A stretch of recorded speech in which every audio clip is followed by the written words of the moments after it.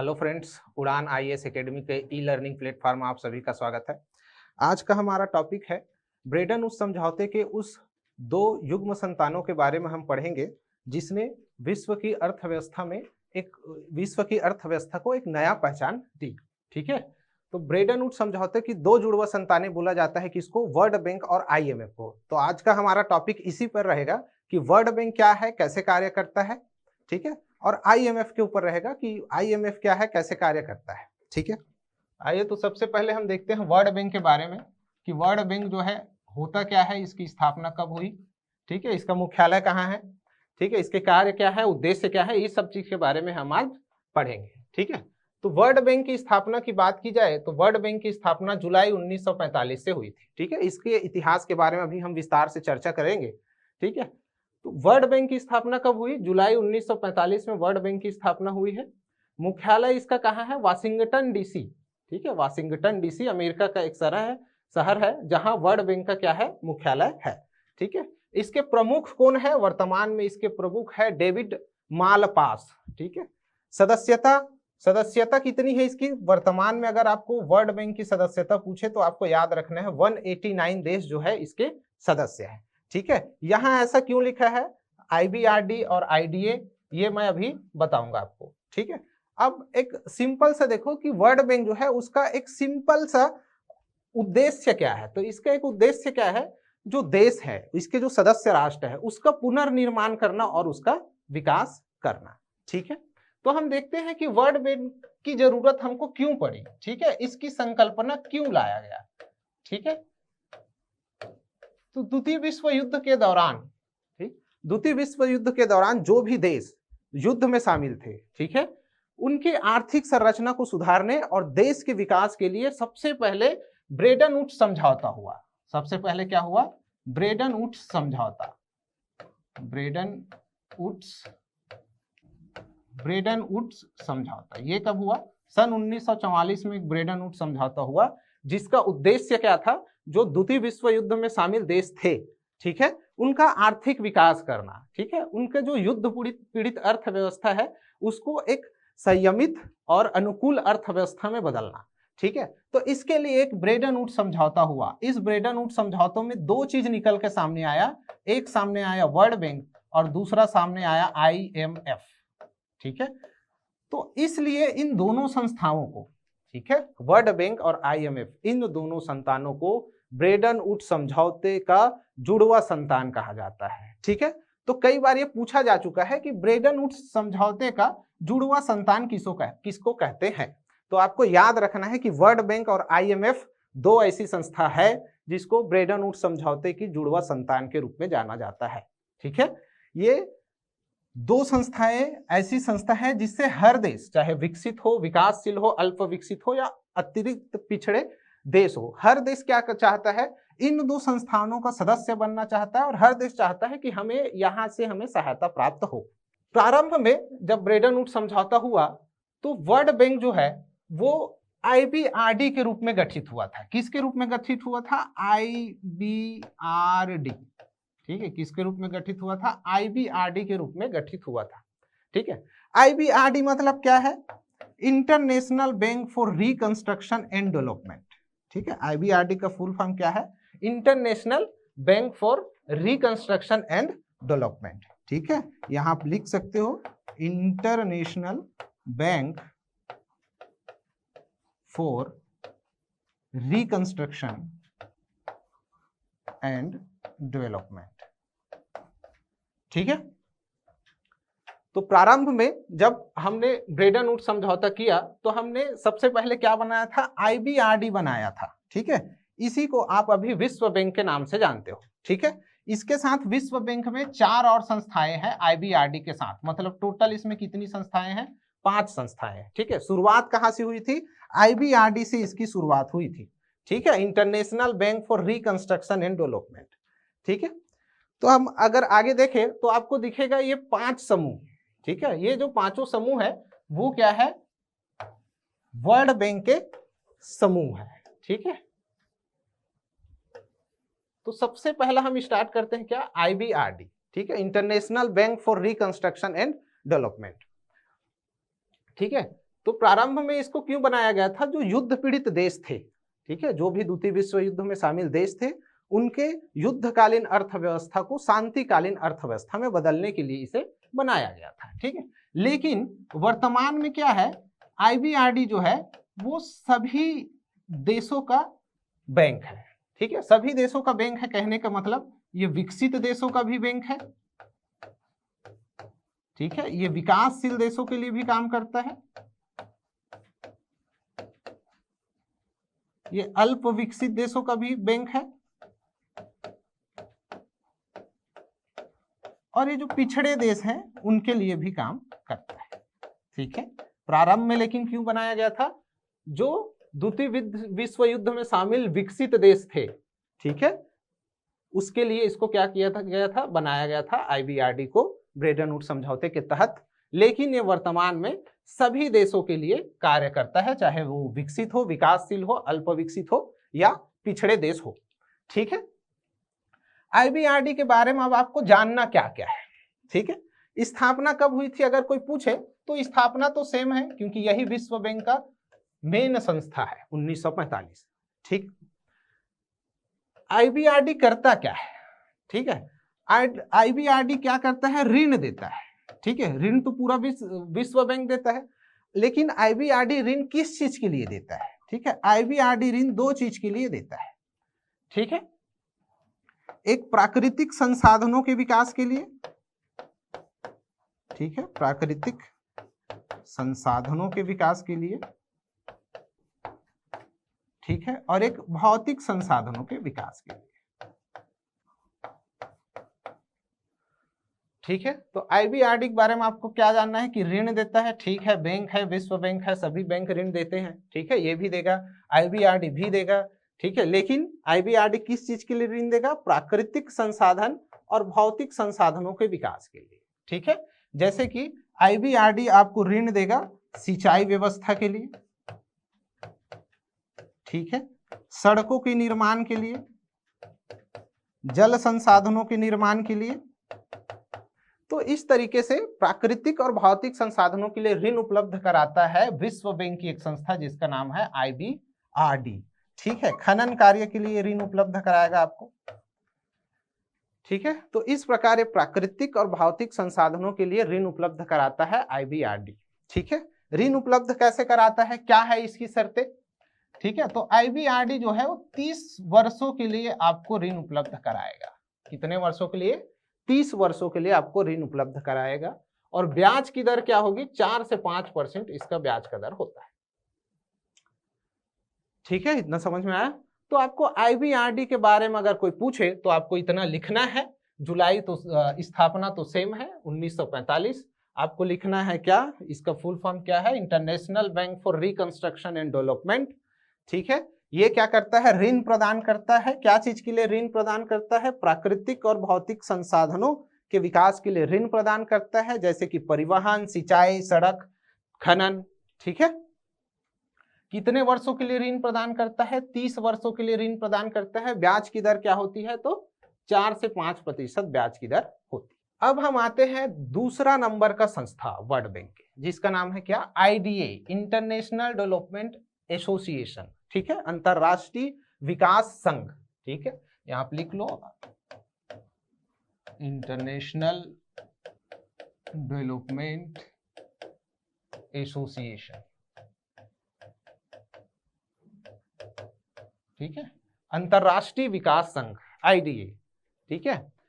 तो याद रखें कि जब ब्रेटन वुड्स समझौता हुआ था और वर्ल्ड बैंक की जब नींव रखी गई तो उस समय वर्ल्ड बैंक में 2 संस्थाएं थी, ठीक है। एक संस्था था IBRD और दूसरा संस्था था IDA, ठीक है। तो यह भी क्वेश्चन अराइज होता है कि जब वर्ल्ड बैंक बना तो प्रारंभ में कौन 2 संस्थाएं उसके अंग थे, ठीक है। तो IBRD और IDA, ये 2 संस्थाएं ऐसी थी जो प्रारंभ में जब वर्ल्ड बैंक बना तो ये उसमें शामिल था, ठीक है। तो IBRD के बारे में हमने तो देख लिया पूरा। अब हम देखते हैं IDA। IDA क्या है, इंटरनेशनल डेवलपमेंट एसोसिएशन, है ना, अंतरराष्ट्रीय विकास संघ, ठीक है। तो इसके बारे में अगर आप देखो IDA के बारे में, तो IDA करता क्या है, ठीक है। ये भी है वर्ल्ड बैंक का हिस्सा है, तो ये भी क्या करेगा, ऋण प्रदान करेगा, क्या प्रदान करेगा? ऋण प्रदान करेगा। लेकिन आईडीए किसके लिए ऋण प्रदान करता है? ठीक है, जैसे ये भौतिक और प्राकृतिक संसाधन के विकास के लिए आईबीआरडी ऋण प्रदान कर रहा था। ठीक है, वैसे आईडीए किस चीज के लिए ऋण प्रदान करेगा? ठीक है, तो आईडीए क्या करता है? आईडीए मानव संसाधन के विकास के लिए ऋण प्रदान करता है। किसके लिए? मानव संसाधन के विकास के लिए। मानव संसाधन के विकास के लिए ऋण प्रदान करता है। ठीक है, शिक्षा के लिए ऋण प्रदान करता है। ठीक है, स्वास्थ्य के लिए ऋण प्रदान करता है। ठीक है, ठीक है, मानव संसाधन, शिक्षा, स्वास्थ्य, ठीक है, कुपोषण, ठीक है, कोई गंभीर महामारी, इन सब चीजों के लिए ऋण कौन प्रदान करता है? आईडीए प्रदान करता है। ठीक है, अब आईडीए के बारे में आपको ये चीज जानना है क्या कि आईडीए को क्या बोलते हैं? रियायती ऋण की खिड़की बोलते हैं। क्या बोलते हैं? रियायती ऋण की खिड़की। ठीक है, क्यों बोला जाता है रियायती ऋण की खिड़की इसको? क्योंकि आईडीए जब शिक्षा, स्वास्थ्य, कुपोषण, महिलाओं की स्थिति सुधारने, मानव संसाधन के विकास के लिए ऋण देती है, तो वो क्या कर रही है?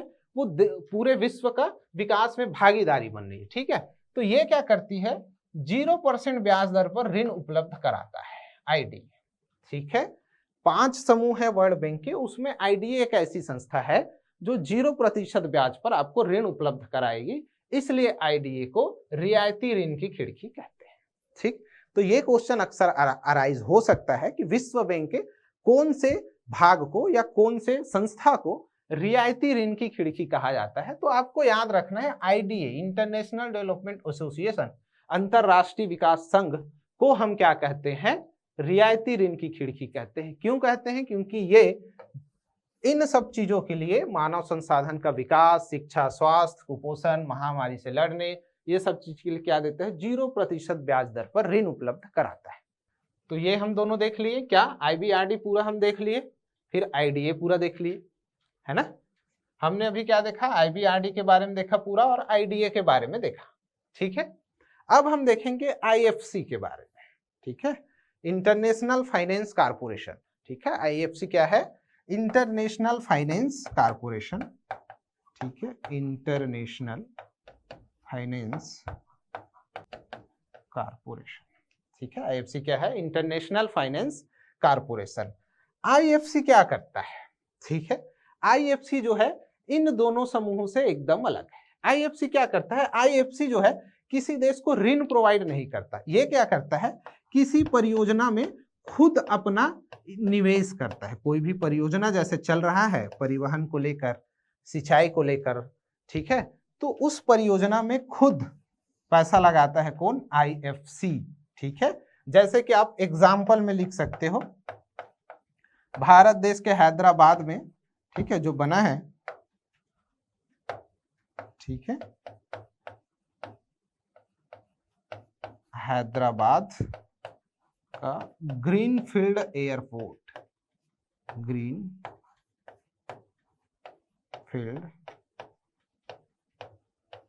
एयरपोर्ट। ठीक है, इसमें कौन किया है? कौन निवेश किया है? आईएफसी ने निवेश किया है। ठीक है, ठीक है, एक एग्जांपल आप लिख सकते हो, एन्नोर और तुतीकोरिन पोर्ट। तुतीकोरिन पोर्ट, है ना? एन्नोर और तुतीकोरिन पोर्ट। ठीक है, कई नेशनल हाईवेज में भी इन्वेस्ट किए हैं, कई नेशनल हाईवेज में भी इन्वेस्ट किया है। एक आप लिख सकते हो, जो बेंगलोर में मेट्रो बना है ना, भारत में जो बेंगलोर मेट्रो बना है, उसमें भी आईएफसी ने निवेश किया है। ठीक है, तो इंटरनेशनल फाइनेंस कारपोरेशन का कार्य क्या है? ये ऋण नहीं प्रदान करता, ये किसी परियोजना में निवेश करता है। ठीक है, आप 4-5 एग्जाम्पल लिख दीजिए, है ना, कि हैदराबाद का ग्रीनफील्ड एयरपोर्ट हो गया, एन्नोर और तुतीकोरिन पोर्ट हो गया। ठीक है, आप कई नेशनल हाईवेज का नाम लिख सकते हो या बेंगलुरु मेट्रो का नाम लिख सकते हो। ठीक है, ठीक है, फिर चौथी संस्था जो वर्ल्ड बैंक की है वो क्या है? MIGA। ठीक है। MIGA क्या करती है, जो कोई भी देश दूसरे देश में निवेश कर रहा है या कोई संस्था दूसरे देश में निवेश कर रहा है, उसको क्या करती है, गारंटी देती है। ठीक है, गारंटर का काम करती है। ठीक है, इसका नाम क्या है, मल्टीलेटरल इन्वेस्टमेंट गारंटी एजेंसी है।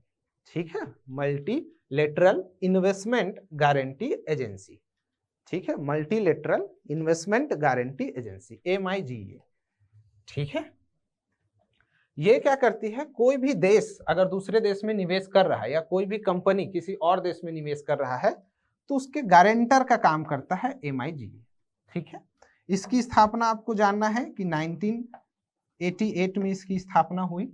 ठीक है, भारत जो है वो 1993 में इसका सदस्य बना। ठीक है, तो आपको स्थापना याद रखना है। ठीक है, भारत देश कब सदस्य बना ये याद रखना है। ठीक है, आपको क्या याद रखना है, इसका उद्देश्य याद रखना है। उद्देश्य क्या बताया मैंने कि कोई देश या कोई किसी देश की संस्था अगर कहीं दूसरे देश में निवेश कर रही है या करना चाहती है तो उसका गारंटर का काम करती है कौन, MIGA। ठीक है, आप एग्जाम्पल भी एक दो बता सकते हो, क्या कि रियलमी और ओप्पो का जो फोन है, ठीक है, वो एक्चुअली है कहाँ का, चाइना कंपनी है। ठीक है, लेकिन ये इंडिया में अपना क्या कर रही है, निवेश कर रही है। उसी प्रकार आप इंडिया के सेल का एग्जाम्पल दे सकते हो, किस चीज का, सेल का एग्जाम्पल दे सकते हो। ठीक है, सेल क्या कर रही है, सेल आपका कर रही है अफगानिस्तान में खनन का काम कर रही है। कहाँ, अफगानिस्तान में खनन का काम। ठीक है, आप अदानी का ले सकते हो, अदानी ग्रुप। ठीक है, अदानी ग्रुप क्या कर रही है, ऑस्ट्रेलिया में माइंस चला रही है ना। तो ये सब एग्जाम्पल आप इसमें क्या कर सकते हो, लिख सकते हो, याद रख सकते हो। ठीक है, फिर है ICSID। ठीक है, लास्ट संस्था है वो क्या है, ICSID। ICSID क्या करता है, किसी भी देश के बीच अगर निवेश को लेकर कोई विवाद हुआ है तो उसको सुलझाने का काम कौन करता है, ICSID करता है। ठीक है, आपको याद रखना है कि ICSID है क्या, तो कोई दो देशों के बीच इन्वेस्टमेंट हुआ है, अगर उसमें कोई विवाद की स्थिति उत्पन्न होती है तो आपको क्या करना है, ICSID। ठीक है, ICSID जो है वो विवाद सुलझाएगी इन्वेस्टमेंट को लेकर। ठीक है, ठीक, तो ये 5 समूह है किसके, वर्ल्ड बैंक के, जो आपको क्या रखना है, याद रखना है।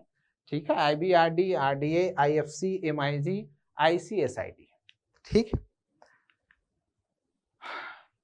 फिर हम देखते हैं वर्ल्ड बैंक के उद्देश्य। वर्ल्ड बैंक के उद्देश्य क्या क्या है, तो अभी आपने जो इसके 5 समूह पढ़े और 5 समूह के जो उद्देश्य पढ़े, उन्हें उद्देश्यों को यहाँ लिख दो तो वही वर्ल्ड बैंक का क्या हो जाएगा, उद्देश्य हो जाएगा।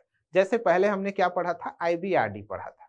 IBRD के बारे में हमने क्या देखा था कि या तो ये क्या करता है, युद्धकालीन अर्थव्यवस्था को शांतिकालीन अर्थव्यवस्था में बदलता है या परियोजनाओं के लिए पैसा देता है। ठीक है, तो ये उद्देश्य हो जाएगा इसका। ठीक है, कि आर्थिक पुनर्निर्माण करना और विकास के लिए सदस्य देशों को क्या देना, ऋण प्रदान करना। तो एक पॉइंट आप IBRD लिख दे, दूसरा पॉइंट आप IDA का लिख दो। ठीक है, IDA में क्या बोलता है, IDA क्या बोलता था, IDA क्या बोल रहा था, मानव संसाधन के विकास के लिए क्या दे रहा था, पैसा दे रहा था, ऋण दे रहा था। तो उसको आप लिख सकते हो एक उद्देश्य। एक IFC का उद्देश्य लिख सकते हो कि परियोजनाओं में पैसा लगाना। ठीक है, एक उद्देश्य आप इसका लिख सकते हो, एक उद्देश्य आप इसका उठा लो। ठीक है, तो इस तरीके से आपको पूरा उद्देश्य जो है 4-5 पॉइंट आपको यहाँ मिल जाएगा। फिर आता है कार्य, वर्ल्ड बैंक के कार्य है क्या, तो सबसे पहला कार्य तो आपको लिखना ही है, क्या कि ऋण प्रदान करता है।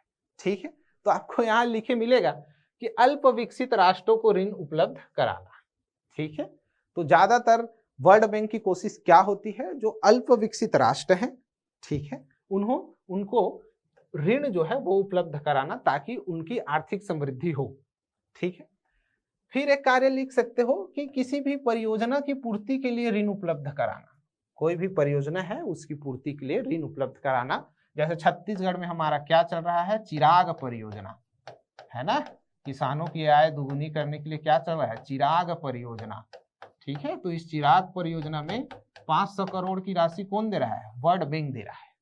ठीक है, तो एक कार्य ये लिख सकते हो आप कि कोई भी परियोजना हो, चाहे वो परिवहन से रिलेटेड हो या जहां से भी रिलेटेड हो, उसकी पूर्ति के लिए ऋण उपलब्ध कराता है।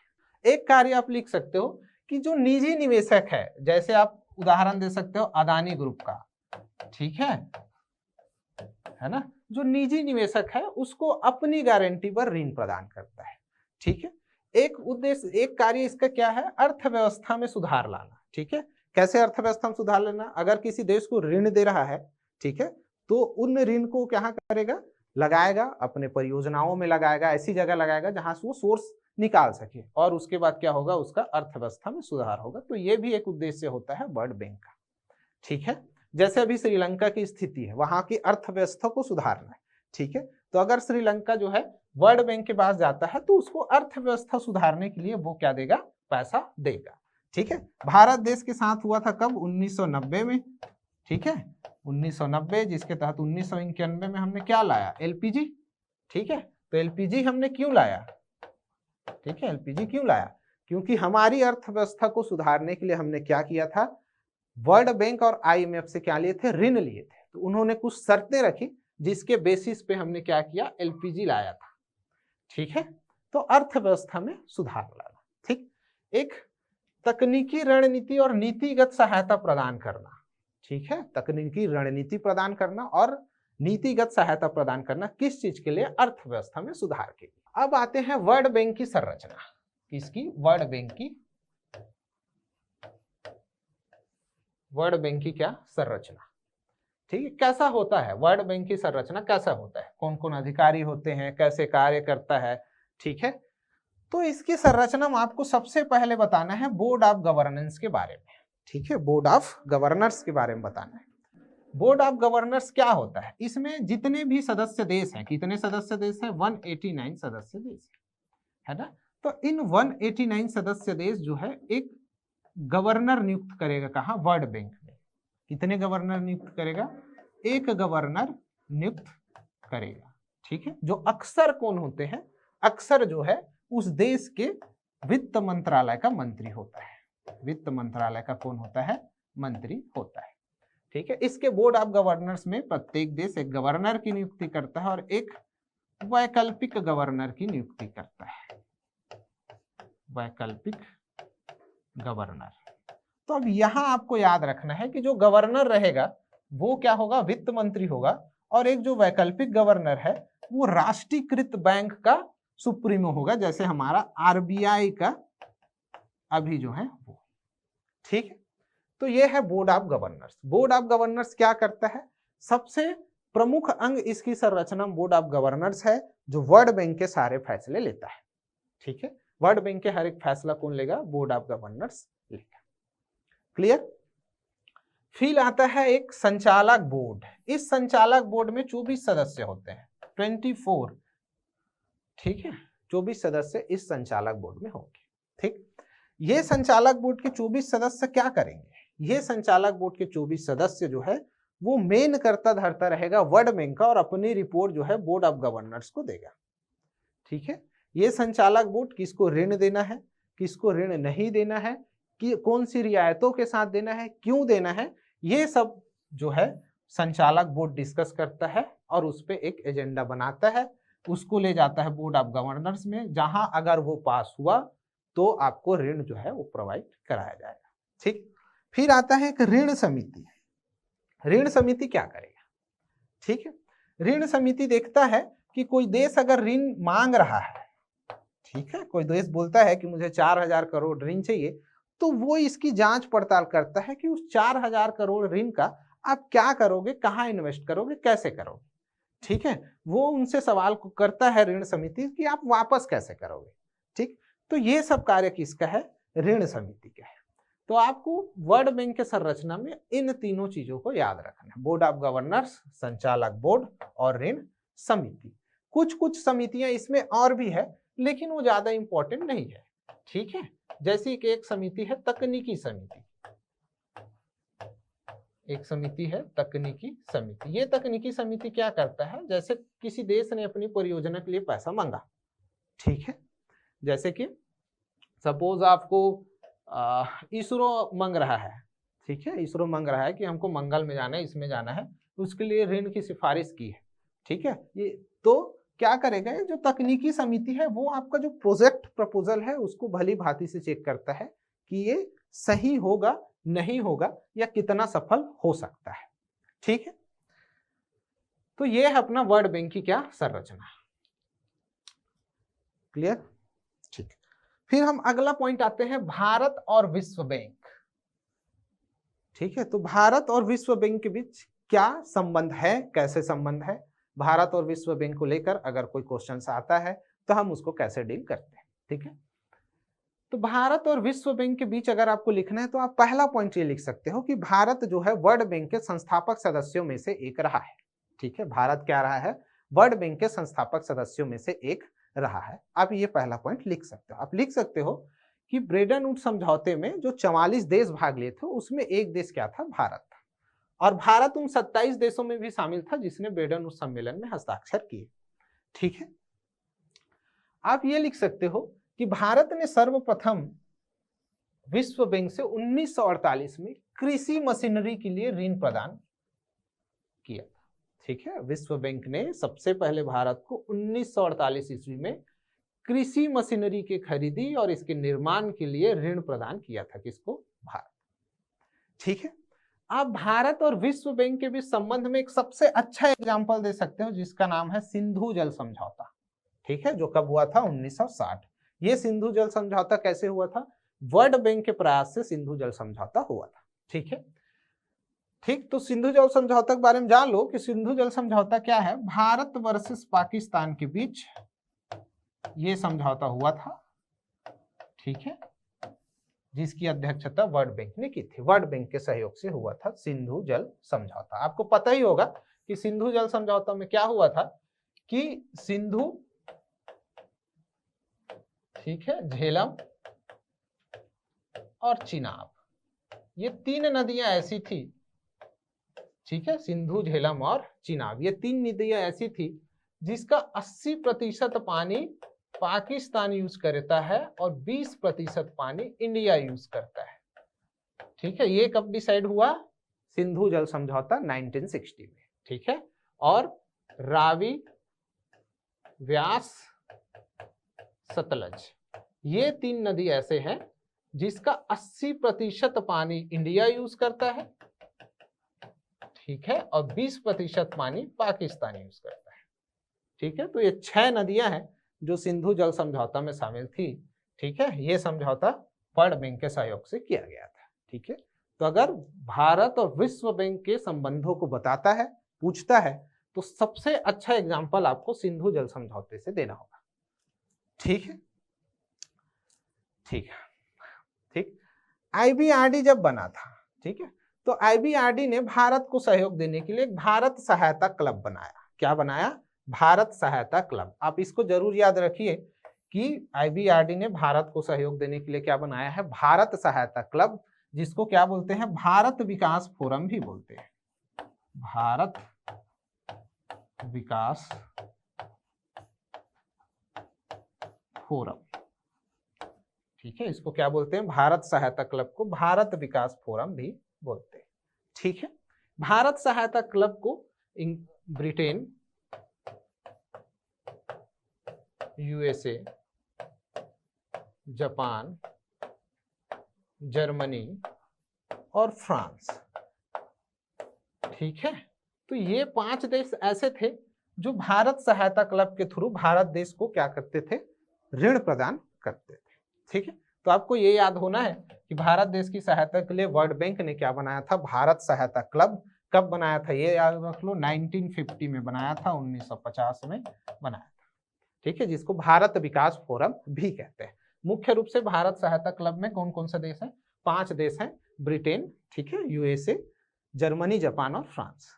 ठीक, फिर आपको एक ये पॉइंट लिख सकते हो कि 2015 तक भारत देश को $103 बिलियन का ऋण दे चुका था। ठीक है, ये आपको जरूर याद रखना है कि वर्ल्ड बैंक में भारत का शेयर कितना है और वोटिंग अधिकार का प्रतिशत कितना है। ठीक है, तो यहाँ आपको मिलेगा कि भारत का शेयर जो है 3.13% है और 2.98% जो है वोटिंग का अधिकार है। ठीक है, तो IMF का प्री में पूछा जा चुका है। अब संभावना है वर्ल्ड बैंक अगर पूछे तो आपको याद रखना है क्या है हमारा शेयर कितना है 3.13 और हमारा वोटिंग का प्रतिशत कितना है 2.98%। तो ये आप सिंपल से एक स्ट्रक्चर बना के बता सकते हो कि भारत और विश्व बैंक के बीच संबंध क्या क्या है। ठीक है, तो संबंध क्या क्या में है आपको स्टार्ट करना है। या तो आप सबसे अच्छा पॉइंट है सिंधु जल समझौता, आप यहाँ से स्टार्ट करो कि विश्व बैंक के सहयोग से सिंधु जल समझौता स्टार्ट हुआ था।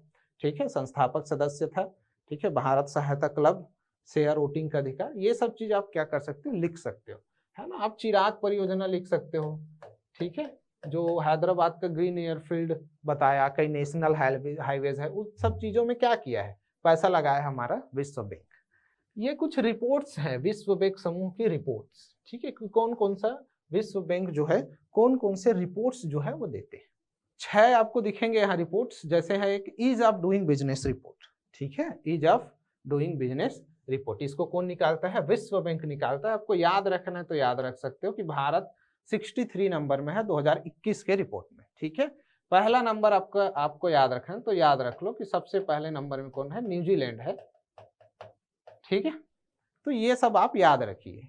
ठीक है, ये रिपोर्ट्स है जैसे विश्व विकास रिपोर्ट, वैश्विक आर्थिक संभावना रिपोर्ट, क्रोमोडिट मार्केट आउटलुक रिपोर्ट, वैश्विक वित्तीय विकास रिपोर्ट, विश्व विकास संकेतक। ठीक है, तो ये 6 रिपोर्ट्स जो है वो विश्व बैंक निकालता है, जिसमें सबसे ज्यादा इंपॉर्टेंट है ईज ऑफ डूइंग बिजनेस। तो यहाँ आपको वर्ल्ड बैंक अच्छे से समझ में आया होगा। ठीक है, हम आगे बढ़ते हैं, वर्ल्ड बैंक से स्किप करते हुए हम चलते हैं अब कहाँ, अंतरराष्ट्रीय मुद्रा कोष में। ठीक है, कहाँ चलते हैं, अंतरराष्ट्रीय मुद्रा कोष में, IMF में। ठीक है, IMF। ठीक है, IMF की भी स्थापना कैसी हुई, ब्रेटन वुड्स समझौते के तहत। ठीक है, आपको याद रखना है कि IMF वर्ल्ड बैंक दोनों जुड़वा संतानें हैं, किसकी, ब्रेटन वुड्स समझौते की, जो कब हुआ था 1944 में। ठीक, तो अंतरराष्ट्रीय मुद्रा कोष के बारे में अगर आपको एक सिंपल सा जानकारी चाहिए तो स्थापना हुआ था कब, 27 दिसंबर 1945 ईस्वी की इसकी स्थापना हुई। ठीक है, वाशिंगटन DC अमेरिका में क्या है, इसका मुख्यालय है। प्रमुख आपको याद करने का जरूरत नहीं है, लेकिन आप याद रखना चाहो तो रख सकते हो। ठीक है, अब वर्ल्ड बैंक तो ठीक है, वर्ल्ड बैंक क्या है, ठीक है, वर्ल्ड बैंक क्या कर रही थी, ऋण प्रदान कर रही थी, किस चीज के लिए, आर्थिक और पुनर्विकास के लिए। ठीक है, परियोजनाओं को, मानव संसाधन के विकास। लेकिन अब IMF क्या है, ठीक है, IMF के उद्देश्य क्या है। ठीक, तो IMF क्यों बनाया गया, क्योंकि व्यापार को बढ़ाना था। क्या चीज को बढ़ाना था, व्यापार को बढ़ाना था सदस्य देशों के बीच। किस चीज को बढ़ाना था, व्यापार को बढ़ाना था। ठीक है, तो जहां वर्ल्ड बैंक का सबसे प्रमुख उद्देश्य क्या था, विकास करना, वही IMF का सबसे प्रमुख उद्देश्य क्या है, व्यापार को बढ़ावा देना।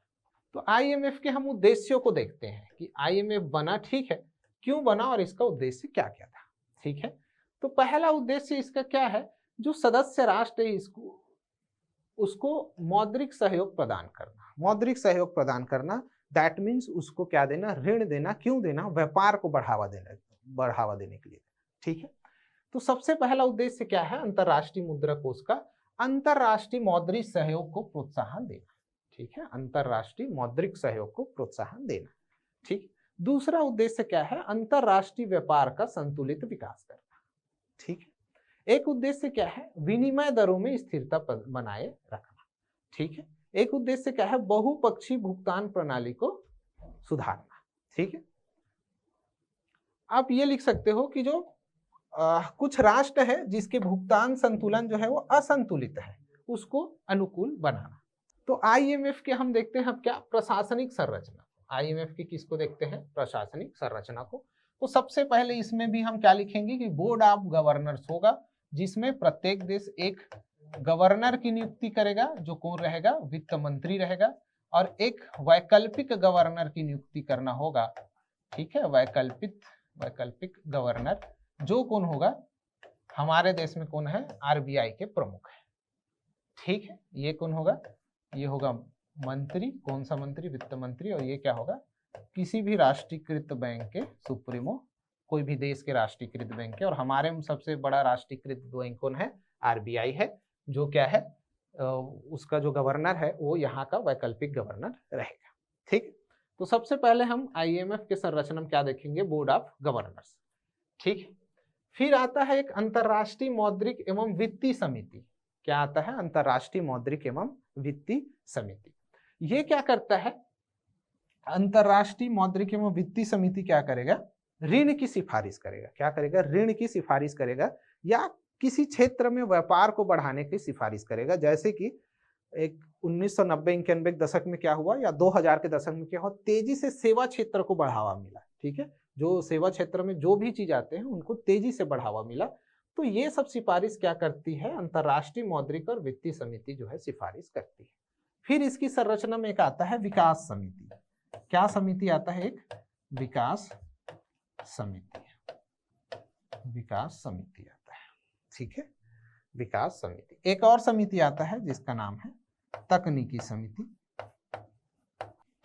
ठीक है, तो जैसा नाम है वैसा उसका कार्य है। विकास समिति मतलब उन क्षेत्रों की सिफारिश करना जहां विकास हो, देश का विकास हो, अर्थव्यवस्था का विकास हो, मानव संसाधन का विकास हो। तकनीकी समिति का कार्य क्या होगा? तकनीकी सहायता प्रदान करना किसी भी देश को। ठीक है, यहाँ एक चीज छूटा है, आप यहाँ एक लिख सकते हो अधिशासी निदेशक मंडल। ठीक है, अधिशासी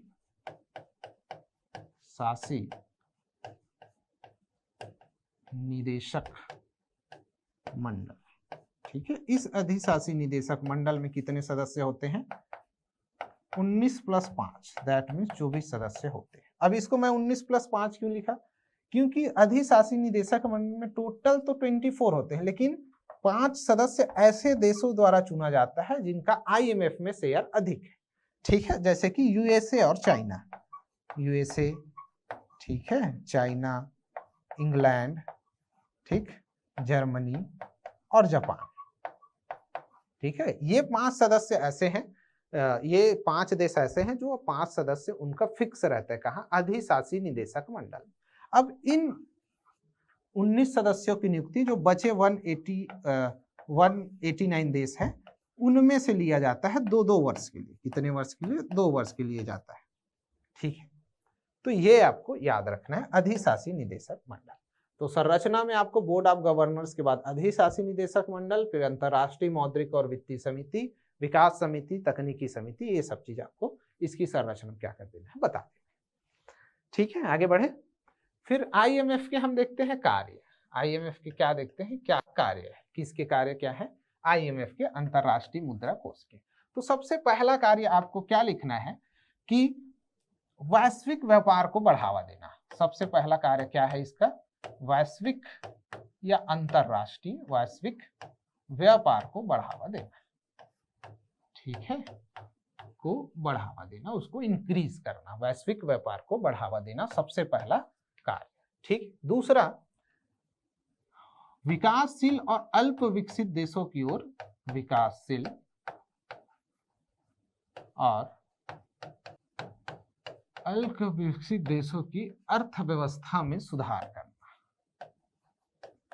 अर्थव्यवस्था में सुधार करना। ठीक है, आप लिख सकते हो भुगतान संतुलन की समस्या को सुधारना। भुगतान संतुलन की समस्या को सुधारना। ठीक है, आप लिख सकते हो विनिमय दर में स्थिरता लाना। विनिमय दर में स्थिरता लाना। ठीक है, तो ये सब चीज आप क्या कर सकते हो? लिख सकते हो। ठीक है, इसके कार्यों में, किसके कार्यों में? IMF के कार्यों में आप इंक्लूड कर सकते हो और आगे आप जा सकते हो जितना आपको लगे, है ना, वो आप आगे इसको बढ़ा सकते हो। इसको 6 से 7 पॉइंट भी हो सकते हैं। ठीक है, जरूरी नहीं है कि आप 4 लिखो, और आप आगे जो है और लिख सकते हो इसके कार्यों में। ठीक है, कार्यों में आप लिख सकते हो कि जैसे तकनीकी सहायता प्रदान करना, तकनीकी सहायता प्रदान करना। ठीक है, ठीक है, सदस्य राष्ट्रों के जो राजकोषीय घाटा है उसको कम करना। किसको कम करना? राजकोषीय घाटा को कम करना। ठीक है, इसके लिए गाइडेंस देते हैं देश को कि आप राजकोषीय घाटा जो है वो इस तरीके से कम कर सकते हैं। ठीक, फिर हम आगे आते हैं IMF के मुद्रा पर। ठीक है, IMF के मुद्रा पर। ठीक है, IMF ने अपना खुद का एक मुद्रा डेवलप किया है। ठीक है, जिसको हम क्या बोलते हैं? HDR। ठीक है, विशेष आहरण अधिकार। ठीक है, हमारा नेक्स्ट टॉपिक है क्या? IMF के विशेष मुद्रा, जिसको हम क्या बोलते हैं? HDR। ठीक है, विशेष आहरण अधिकार। ठीक है, आईएमएफ ने अपने लेन देन के लिए एक अंतरराष्ट्रीय आरक्षित मुद्रा परिसंपत्ति की घोषणा की है, जिसको हम क्या बोलते हैं, एसडीआर बोलते हैं। इसकी घोषणा कब की है, 1969 में इसका सृजन हुआ है। किसका, एसडीआर का, विशेष आहरण अधिकार। विशेष आहरण अधिकार है क्या, यह आईएमएफ का अंतरराष्ट्रीय आरक्षित मुद्रा परिसंपत्ति। अगर आपसे कोई पूछे कि एसडीआर क्या है या विशेष आहरण अधिकार क्या है, तो आपको बताना है कि एसडीआर जो है वो आईएमएफ का अंतरराष्ट्रीय आरक्षित मुद्रा परिसंपत्ति है, जिसका सृजन 1969 में आईएमएफ द्वारा किया गया है। ठीक है, अब इसको क्यों बनाया गया, इसको क्यों बनाया गया है, जो सदस्य राष्ट्र हैं, सदस्य देश हैं, सदस्य देशों के विदेशी भुगतान या विदेशी मुद्रा भंडारण की पूर्ति के लिए, विदेशी मुद्रा भंडारण की पूर्ति के लिए। ठीक है, उद्देश्य क्या है, एसडीआर का सदस्य देशों के विदेशी मुद्रा भंडारण की पूर्ति करना इसका उद्देश्य है। ठीक है, एसडीआर क्या है, यह एक अंतरराष्ट्रीय आरक्षित मुद्रा परिसंपत्ति है, जिसका सृजन आईएमएफ ने 1969 में किया है। क्यों किया है, जो सदस्य देश है उसके विदेशी मुद्रा भंडारण की परिपूर्ति करने के लिए इसका सृजन किया गया है। इसका, एसडीआर का। एसडीआर को क्या करते हैं, पेपर गोल्ड कहा जाता है, कागजी स्वर्ण या स्वर्ण मुद्रा कहा जाता है, ये आप लिख सकते हैं। ठीक है, आपको ये लिखना है कि आईएमएफ में जो भी लेन देन होंगे, ठीक है, आईएमएफ में जो भी लेन देन हो वो किस में होगा, एसडीआर में होगा। ठीक है, यहाँ ये क्या लिखा है, डॉलर, यूरो, युआन, येन, पाउंड। ठीक है, तो ये 5 क्या है, रुपये के नाम है ना, 5 मुद्रा है, डॉलर, यूरो, युआन, येन, पाउंड, है ना। इसको यहाँ लिखने का मकसद ये है कि मैं आपको ये बताना चाहता हूँ कि ठीक है, एसडीआर क्या है, एक मुद्रा है। क्या है, एक मुद्रा है। तो इस मुद्रे का वैल्यू कैसे हमको पता चलता है, तो इस मुद्रा का वैल्यू इन 5 मुद्राओं के से निकाला जाता है। ठीक है, किन किन से, डॉलर यूएसए का है, यूरो, ठीक है, युआन चीन का है, ये येन जापान, पाउंड ब्रिटिश। तो ये जो 5 मुद्रा है, इसके आधार पर हम क्या करते हैं, एसडीआर का क्या निकालते हैं, वैल्यू निकालते हैं। ठीक है, यहाँ इसका कुछ परसेंटेज बढ़ता हुआ है, जैसे डॉलर का 3.75% है। ठीक है, यूरो का और कुछ है, युआन का और कुछ है, येन का और कुछ है। तो इस प्रकार से क्या है, क्या बटा हुआ है, एक शेयर बटा हुआ है। ठीक है, जैसे आप 500 करोड़ डॉलर अगर आप दे रहे हो आईएमएफ में, ठीक है, तो आपका शेयर डॉलर का जैसे अगर 26% रखा गया है, ठीक है, तो 500 शेयर के हिसाब से उसका परसेंटेज निकाला जाएगा कि इसका 26% का शेयर है। ठीक है, तो आईएमएफ जो मुद्रा है एसडीआर का, उसका वैल्यू का निर्धारण इन 5 मुद्राओं पर होता है, डॉलर, यूरो, युआन, येन और पाउंड। ठीक है, सबसे ज्यादा कोटाधारी देश, सबसे बड़ा कौन है, यूएसए है। ठीक है, अब भारत जो है कितने नंबर का कोटाधारी देश है, 8वें नंबर का कोटाधारी देश है, किसमें, आईएमएफ। ठीक है, या एसडीआर। ठीक है, अब आईएमएफ क्या करता है, आईएमएफ जैसे अगर आपको कुछ ऋण देता है, आपको व्यापार बढ़ाने के लिए या निवेश के लिए अगर आपको कुछ ऋण प्रदान करता है, तो वो कुछ शर्तें रखता है कि आपको ये चीज करना है, तब हम आपको ऋण प्रदान करेंगे। ठीक है, वैसे ही किया गया था कब, जब 1990 में हमारी आर्थिक स्थिति अच्छी नहीं थी, तब आईएमएफ ने जब ऋण दिया, तब हमारे ऊपर कुछ शर्तें लागू किया। ठीक है, क्या शर्तें लागू किया कि आप एलपीजी लाएंगे अपने देश में, क्या लाएंगे, एलपीजी लाएंगे। ठीक है, लिबरिटाइजेशन, प्राइवेटाइजेशन एंड, मतलब उदारीकरण, वैश्वीकरण और निजीकरण, 3 चीज आपको लाना था। ठीक, तो ये शर्तें रखा था किसने, आईएमएफ ने। वैसे कुछ और शर्तें रखते हैं, जैसे कि राजकोषीय घाटे में कमी करना। एक शर्त क्या लगता है, राजकोषीय घाटे में कमी करना। ये शर्तें हैं, क्या शर्तें हैं, आईएमएफ जब आपको ऋण देगा तो आप पर कुछ शर्तें थोपेगा कि आपको हम ऋण तभी देंगे जब आप इन शर्तों को मानोगे। ठीक है, जैसे इंडिया ने माना था क्या, एलपीजी लाना।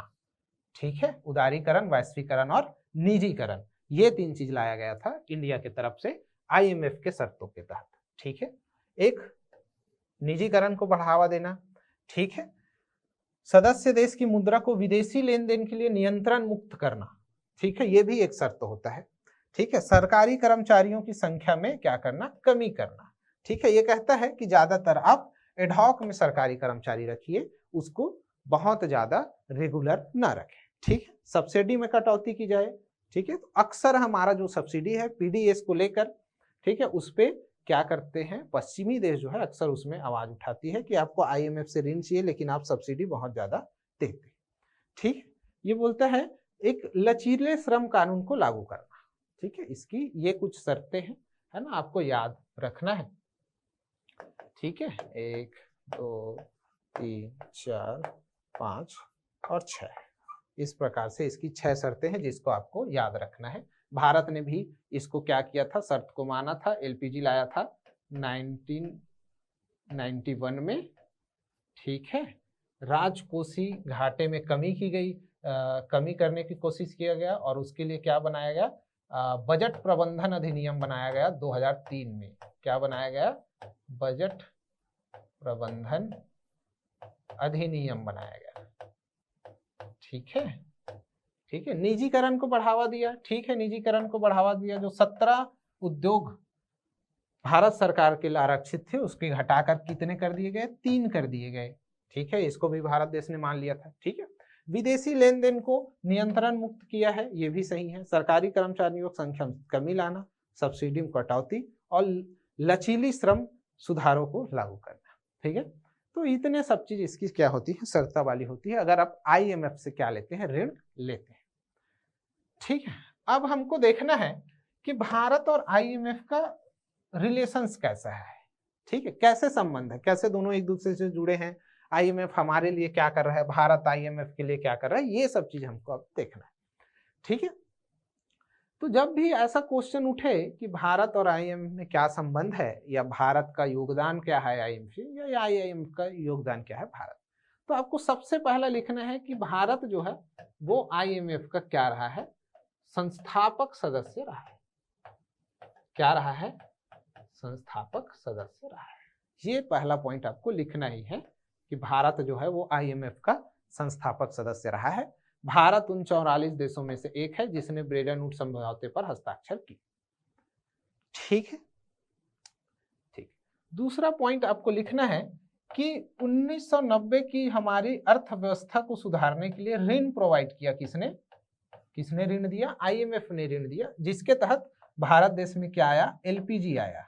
ठीक है, भारत देश में एलपीजी आया। ठीक है, एलपीजी मतलब उदारीकरण, उदारीकरण, ठीक है, लिबरलाइजेशन, ठीक है, निजीकरण, प्राइवेटाइजेशन एंड ग्लोबलाइजेशन मतलब वैश्वीकरण, वैश्वीकरण। ठीक है, तो ये 2 पॉइंट हो गए, हम इसमें ऐड कर सकते हैं। ठीक है, कि 1990 में जो भारत देश में आर्थिक सुधार किया गया था वो आईएमएफ के कहने पर और आईएमएफ के दिशा निर्देश में हमने किया। ठीक है, और क्या रिलेशन आप बता सकते हो इसमें, और आप एक रिलेशन बता सकते हो फाइनेंशियल ट्रांजैक्शन एसेट। ठीक है, फाइनेंशियल ट्रांजैक्शन एसेट, इसमें क्या कर रहा है, आईएमएफ की क्या है, आईएमएफ की एक ये योजना है जिसमें भारत देश क्या कर रहा है, इन्वेस्टमेंट कर रहा है। भारत देश क्या किया है, इन्वेस्टमेंट किया है, किसमें, एफटीए में। ठीक है, आप बोल सकते हो कि आईएमएफ ने व्यापार को बढ़ावा देने के लिए क्या किया है, भारत देश को ऋण प्रदान किया है। फिर आता है आईएमएफ में सुधार। ठीक है, क्योंकि आईएमएफ जो है वो हमेशा चर्चा का विषय रहता है। आईएमएफ में अक्सर देखा गया है कि जो पश्चिमी देश है, ठीक है, अमेरिका के जो सपोर्टर पश्चिमी देश है उनको जल्दी से और आसानी से क्या मिलता है, ऋण मिलता है, जबकि दूसरे देश को जिसको वाकिम जरूरत है, अल्प विकसित या पिछड़े, उन देशों को नहीं मिलती। ठीक है, तो आईएमएफ में सुधार। ठीक है, आईएमएफ में कैसे सुधार की जरूरत है, तो सबसे पहला पॉइंट तो आपको लिखना है क्या, कि पक्षपात पूर्ण नीति। क्या, पक्षपात पूर्ण नीति। ठीक है, सबसे पहले आपको लिखना है कि आईएमएफ द्वारा पक्षपात पूर्ण नीति अपनाई जाती है। इसमें आपको बताना है यूएसए के जो समर्थित देश है उसको आसानी से क्या प्रोवाइड कराया जाता है, ऋण उपलब्ध कराया जाता है। तो एक ये सुधार की जरूरत है कि जो पक्षपातपूर्ण नीति हो रही है आईएमएफ में वो ना हो। ठीक है, दूसरा पॉइंट आपको लिखना है जो इसके शेयर है ना, शेयर का जो वितरण हुआ है, शेयर का क्या वितरण, वो शेयर का वितरण क्या है, वो अनुकूल है ना। वो कैसा वितरण है, इसमें सभी देश की बराबर हिस्सेदारी नहीं है। ठीक है, कुछ जो बड़े राष्ट्र हैं, ज्यादा अत्यधिक विकसित राष्ट्र हैं, जैसे कि यूएसए, इंग्लैंड, जापान, ठीक है, चाइना, उन विकसित राष्ट्रों का शेयर अधिक है। ठीक है, शेयर क्या है, अधिक है, और उनका वोट परसेंटेज भी क्या है, अधिक है।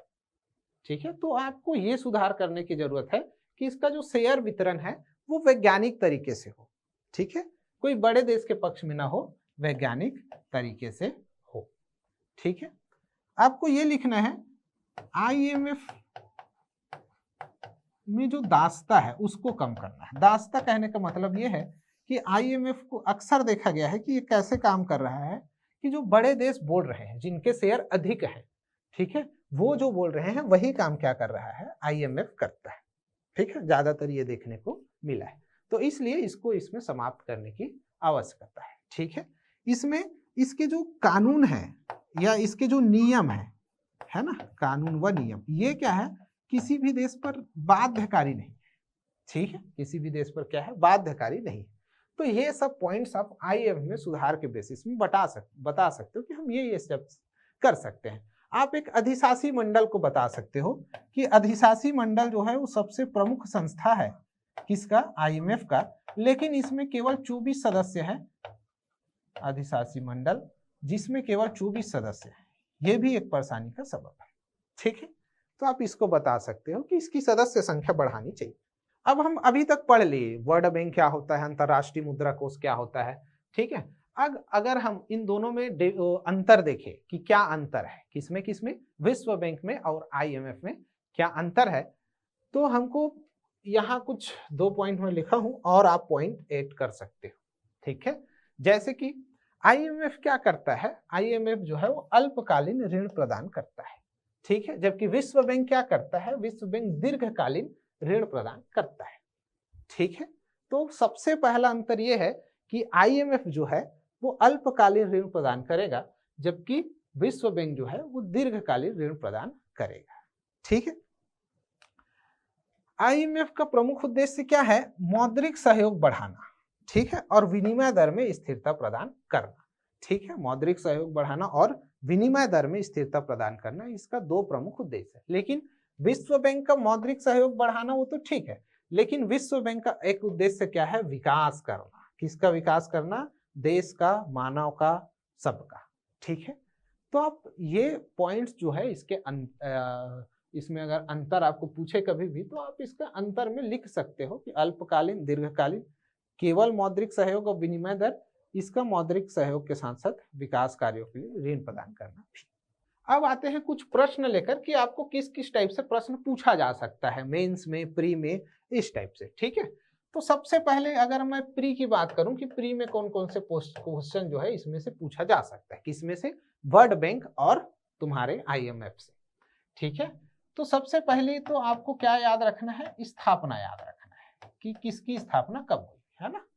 ठीक है, जुलाई 1945 वर्ल्ड बैंक, 27 दिसंबर 1945 आपका आईएमएफ। स्थापना याद रखना है, ठीक है ना। मुख्यालय याद रखना है आपको कि मुख्यालय पूछ देता है, अक्सर पूछा जाता है कि आईएमएफ का मुख्यालय कहाँ है, वर्ल्ड बैंक का मुख्यालय कहाँ है। ठीक है, प्रमुख आप याद रख सकते हो, लेकिन ऐसा देखा गया है कि व्यापम और पीएससी में प्रमुख नहीं पूछा जाता, ये एसएससी वगैरह का पैटर्न है। ठीक है, आपको प्री के बेसिस पे याद रखना है शेयर। क्या शेयर, भारत का शेयर कितना है वर्ल्ड बैंक में और तुम्हारे आईएमएफ में। आपको याद रखना है वोटिंग का अधिकार। ठीक है, वोटिंग का अधिकार, ठीक, कितना परसेंट है वर्ल्ड बैंक में भारत का और आईएमएफ में भारत का। ठीक है, आपको एसडीआर के बारे में याद रखना है कि कागजी मुद्रा किसको कहते हैं या विशेष आहरण अधिकार को क्या कहते हैं, एसडीआर कब सृजन हुआ, किससे संबंधित है, ये सब सारे क्वेश्चन जो है आपके प्री में उठ सकते हैं। ठीक है, आपको याद रखना है कि वर्ल्ड बैंक कितने बैंकों का समूह है ना, 5 बैंक का हमने पढ़ा है और 5 बैंक का नाम याद रखना है। अब हम आते हैं मेंस के हिसाब से कि मेंस में किस टाइप से आपको क्वेश्चन पूछा जाता है। ठीक है, मेंस में पूछा गया है उद्देश्य को, ठीक है, आईएमएफ के उद्देश्य को पूछा गया है। ठीक है, अब ऑब्वियस है, अब आपको याद रखना है वर्ल्ड बैंक का उद्देश्य, आईएमएफ का उद्देश्य दोनों का। ठीक है, एक कार्य पूछा जाता है मेंस में, ठीक है, कि वर्ल्ड बैंक के उद्देश्य और कार्यों को समझाइए, आईएमएफ के उद्देश्य और कार्यों को समझाइए। इस तरीके से आपको क्वेश्चन उठेगा, या आपको टिप्पणी लिखने बोल देगा कि वर्ल्ड बैंक और या आईएमएफ में आप हमको टिप्पणी लिखिए 4 शब्द। ठीक है, और किस टाइप से क्वेश्चन आता है, भारत और वर्ल्ड बैंक के संबंध, भारत और वर्ल्ड बैंक के संबंध। ठीक है, आपको पूछ देगा आईएमएफ और भारत के बीच संबंध। ठीक है, आपसे क्वेश्चन अराइज होगा कि आईएमएफ की आलोचना कीजिए, है ना। तो आलोचना में क्या बताना है, जो मैं सुधार बता रहा था कि आईएमएफ में ये सुधार की जरूरत है, उसको आलोचना करना है उसका। ठीक है, उसी को यहाँ लिखना है, या आप उसको वर्ल्ड बैंक की आलोचना कीजिए, आपसे भी पूछ सकता है। ठीक है, तो इस तरीके से आपसे क्वेश्चन जो है अराइज होगा, या आपको पूछ देगा कि वर्ल्ड बैंक का वैश्विक अर्थव्यवस्था सुधारने में क्या उद्देश्य है, या आईएमएफ का वैश्विक अर्थव्यवस्था में को सुधारने में क्या उद्देश्य है। ठीक है, ये क्या योगदान है, सॉरी, है ना, उद्देश्य नहीं योगदान। ठीक है, तो इस तरीके से आपको क्वेश्चन जो है मेंस में उठते हैं, और इस तरीके से क्वेश्चन आपका किस में उठता है, प्री में उठेगा। ठीक है, तो आशा है आप सभी को आज वर्ल्ड बैंक और आईएमएफ जो है वो अच्छे से समझ में आया होगा। धन्यवाद।